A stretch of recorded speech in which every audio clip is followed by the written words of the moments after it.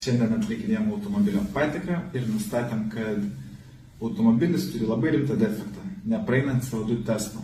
Nusprendžiau Jums paaiškinti, kas yra CO2 testas ir ant kiek yra svarbu jį atlikti prieš perkant automobilį. CO2 testas tai yra išmetamųjų dujų sandarumo variklio skyriuje testas. Jeigu išmetamosios dujos keliauja į aušinimo sistemą, reiškia, variklis nėra sandarus ir yra labai rimtas gedimas. Gedimai galimi variklio galva trūkusi, galvos tarpinė prapūsta, blokas trūkęs, EGR aušintuvas trūkęs, visi remontai brangus. Pigiausias būtų EGR aušintuvas, apytiksliai 200 eurų remontas.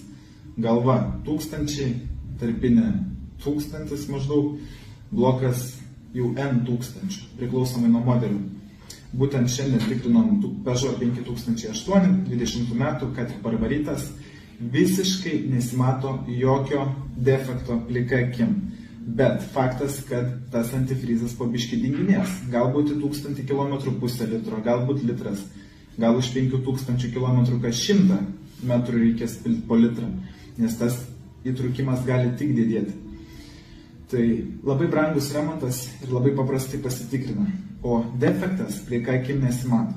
Va todėl reikia visada tai padaryti.